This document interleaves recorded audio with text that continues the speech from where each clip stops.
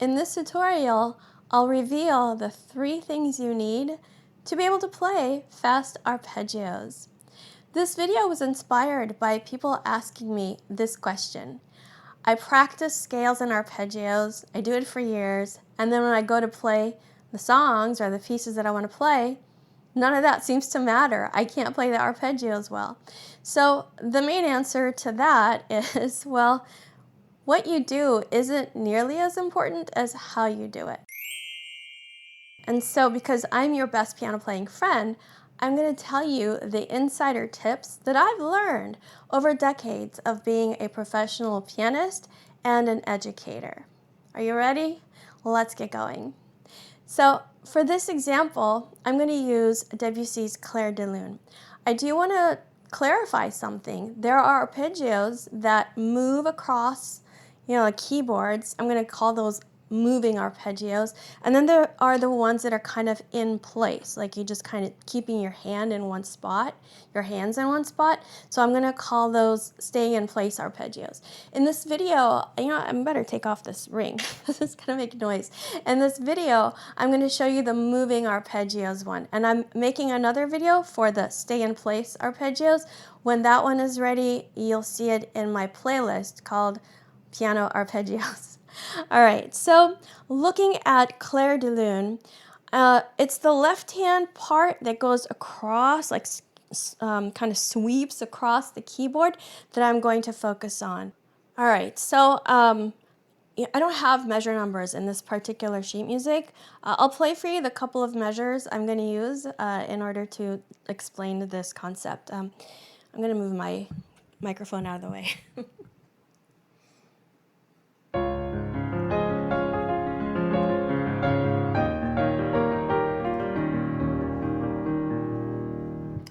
All right, so now you know where you are. The left hand is just kind of covering the keyboard.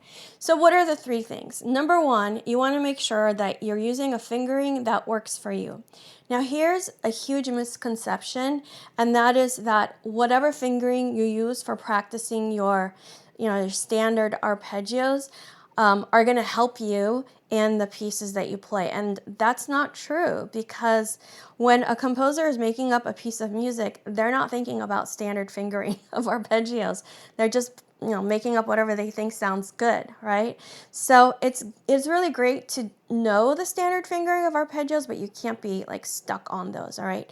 So how do you figure out the fingering? I'm making another video for that. And when it's ready, it'll be in the Piano Arpeggios playlist. But just for now, I'm going to tell you that the fingering I'm using here on this is a D flat major arpeggio. On this one, I'm using 5, 3, 2, 1. Let's see.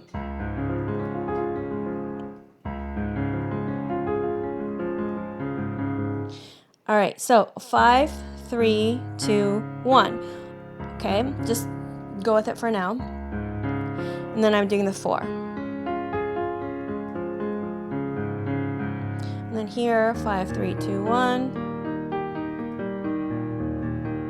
All right, so as I said, I'll make a video about the fingering, how you figure out fingering. I want to focus here.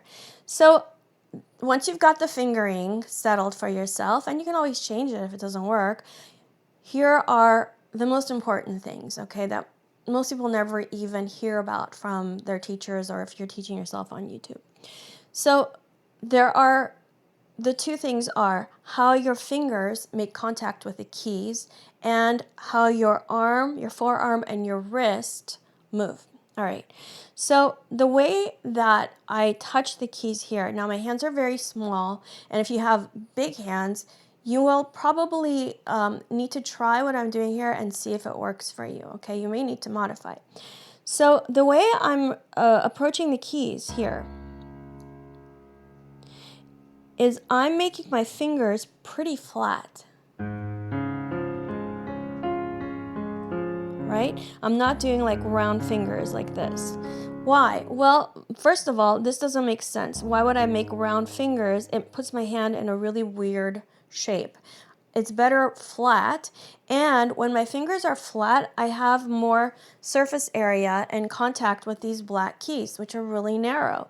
So I'm kind of like making my fingers sticky in a way by making them flat. There's more area to cover the key.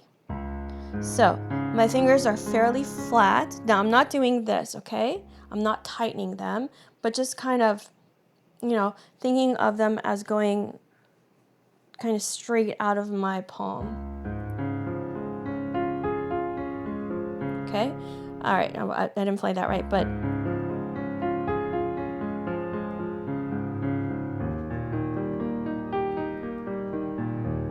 right? So you see fairly flat hands, but not tight fingers. I'm not doing that. You never want to have tension in your hands, ever. Sometimes you have to because of the way a piece is written, but immediately you want to relax. This is not a place for tension.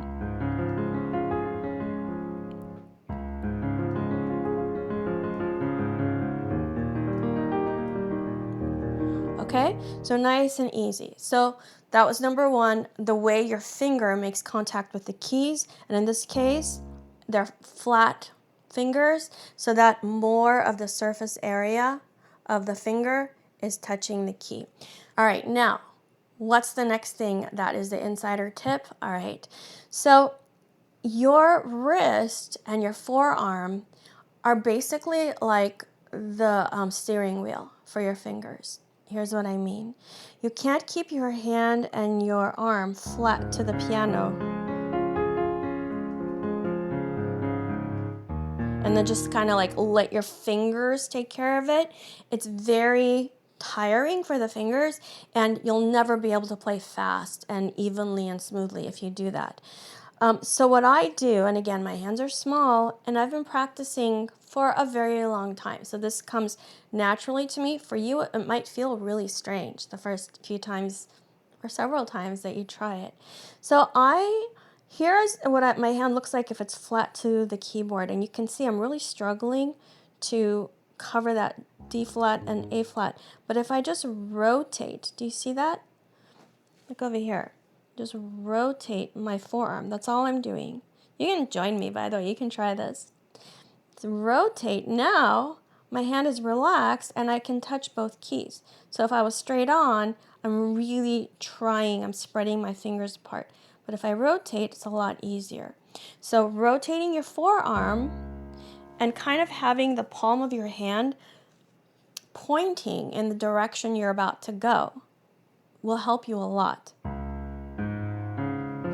Now, you can't get stuck there. Why? Well, because as you're moving across the keyboard and you have different terrain and your angle of approach is different, you're going to have to adjust. It's exactly like driving a car. You don't sit there and hold the wheel like this and say, well, this worked for me when I was in my driveway.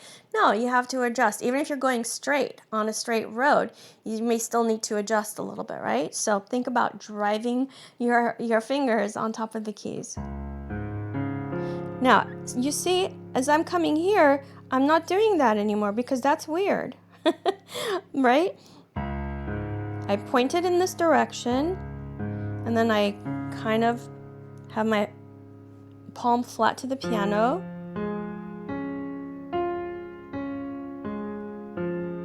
And then here. Good, right?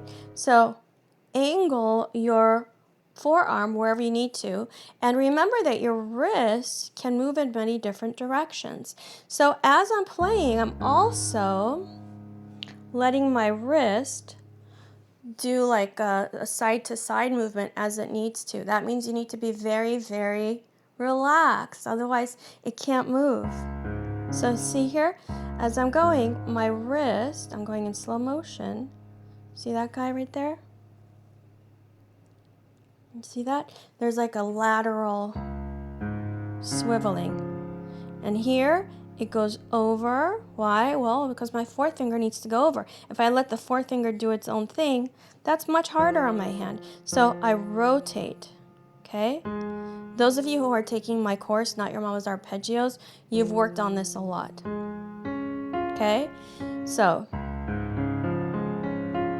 on the way back, I rotate again, but I stay there. Why? Because I'm going to play that again, and then I rotate back. So it's all basically in your forearm with your elbow being able to go in and out, and your wrist swiveling as it needs to. All right, so you know what? Okay. I do have a course that teaches you how to practice arpeggios, and if you're watching this video, I'm going to drop a coupon code below. So normally, well, I can't say what it is because I don't know when you're watching this, but that coupon code, I'm going to take off 66% of the sale price. And now, you know what? That's not a made-up sale price. Like, I've actually sold it at that price. So if you want to learn how to practice arpeggios properly and you want to check out my course, you can get it at 66% off with using the code in the description box. I just came up with that. I hope it works. I hope some of you want it. So these are the 3 insider tips that will help you to get smooth and fast arpeggios. A good fingering, the way that your fingers touch the keys, sometimes they will need to be round, sometimes flat, depends on the situation, and the rotation of your forearm, of your wrist, and your elbow. Hope that was helpful. If it was, subscribe and let me know in the comments if you're going to use these tips. If you want to see more videos on piano technique, go ahead and check these suggestions out. Keep practicing, have fun, and I'll see you soon. Bye.